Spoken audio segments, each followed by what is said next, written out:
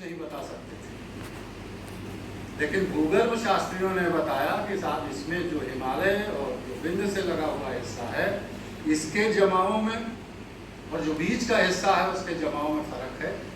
मोटे तौर पर जो बीच का जमाव है उसको भांगर और खादर के नाम से लोग जानते हैं। एक ऊंची जगह होती है, एक नीची होती है, जिसमें भूगर्भ शास्त्रियों ने नदी के 7 स्तर जो स्तर है उसमें T0 सरफेस मान करके जहाँ बहाव है उसके ऊपर T1, T2, T3 3 तरह के सरफेस बताए। मतलब नदी के जल से एक जो T1 है थोड़ा ऊंचा है, T2 उससे ऊंचा है और T3 उससे ऊंचा। और T0 और T1 का जो क्षेत्र है वो लगातार बाढ़ से प्रभावित होता रहा है। ये पुराने समय से ही होता रहा। पहला भ्रम जो इसके बाद हम लोगों का टूटा वो ये कि गंगा घाटी का मैदान जो है वो समतल नहीं है, ये ऊंचा नीचा है और उसका प्रमाण भूगर्भ शास्त्रियों ने दिया। आप इसमें देख सकते हैं कंटूर मैप है और ये 1.5 मीटर के इंटरवल पे बना हुआ है। तो इस तरह इसमें बहुत ऊंची ऊंची जगह हैं और बहुत नीची जगह भी। उदाहरण के लिए मैं बता दूं कि अयोध्या जहाँ बसा हुआ है वह उस क्षेत्र का सबसे उच्चतम स्थान है, वहाँ बाढ़ नहीं आ सकती। अगर वहाँ बाढ़ आई तो पूरा सरजू पार क्षेत्र डूब जाए। तो जो बसावट हुई होगी वो भी बहुत समझदार रहे होंगे, उन्होंने कंटूर्स को तब देखा होगा। और जो ये समतलीकरण हुआ है तो खेती की वजह से, तो हमें देखने में जो समतल लगता है वो ऊंचा नीचा है। और ये बात विज्ञान के जरिए हम लोगों को पता चली।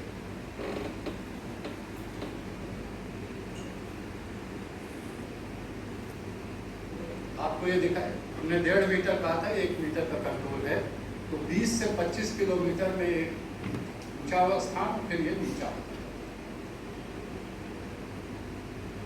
अब जो और जियोलॉजी वाले काम कर रहे थे उन लोगों ने नदियों के किनारे से इस प्रकार के, आप देखिए कालपी, काकामऊ, बरमऊ, प्रहलादपुर, भागलपुर, यहाँ से जीवाश्म निकाले हैं तो लाखों साल पुराने आ रहा था।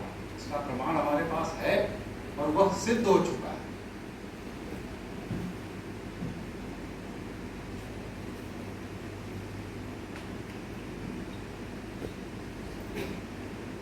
ये वो स्थान है जहाँ पर पैलियो साइंस के लोगों ने, वैज्ञानिकों ने, जो झील के डिपॉजिट थे, जो ताल के डिपॉजिट थे, उनकी जो कोर था, ताल के अंदर जो नीचे तलछट है उससे नीचे खुदाई की और उसकी मिट्टी 2 मीटर से 2.5 मीटर तक, 3 मीटर तक निकाली और उसका जो अध्ययन किया उससे बताया कि यहाँ पर ह्यूमन एक्टिविटी कम से कम 15,000 साल से चल रही थी। तो अभी तक जो बात हो रही थी कि गंगा घाटी में उतरे ही नहीं, तो उसके लिए 45,000 तो ये पक्का है, बाकी का इनडायरेक्ट एविडेंस है। और वो एविडेंस है जले हुए कोयले का प्रमाण पाया जाना और साथ में कल्चरल पॉलन का मिलना। ऐसा मानते हैं वैज्ञानिक कि अगर आदमियों की गतिविधि होगी तो पॉलन में खास तरह का पाया जाएगा जिसको कल्चरल पॉलन कहते हैं। वो रायबरेली में सनई ताल से करीब 15,000 साल, बंगलादेवा में करीब 12,000 साल, सराय नहर राय में भी 10,000 साल और कालपी में हम बता चुके कि करीब इन्होंने 45,000 साल का पता किया। और इसके जो एविडेंस हैं उसको इस प्रकार के इन्होंने टेबल में दिखाया, जिसमें आप देख सकते हैं कि गंगा के मैदान में ये घास का डोमिनेंस है, घने वनों का नहीं, ग्रासेस। पहला जो ये नीले रंग से दिखाई दे रहा है, उसके बाद ये पॉलन प्रोफाइल है जो ये बताता है कि किस प्रकार की वनस्पतियां इस क्षेत्र में रही होंगी।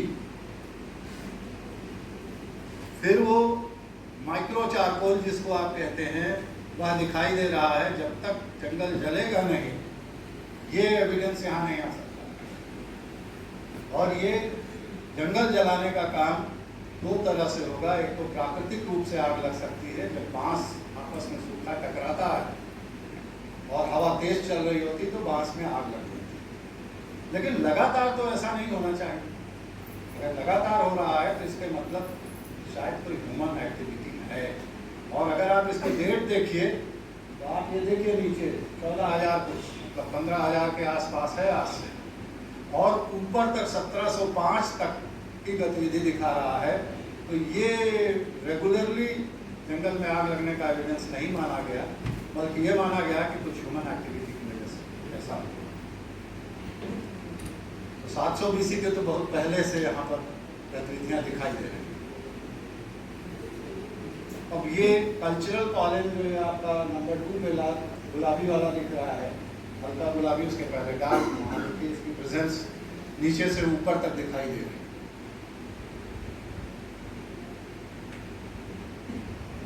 अब इन अध्ययनों से पता क्या चला?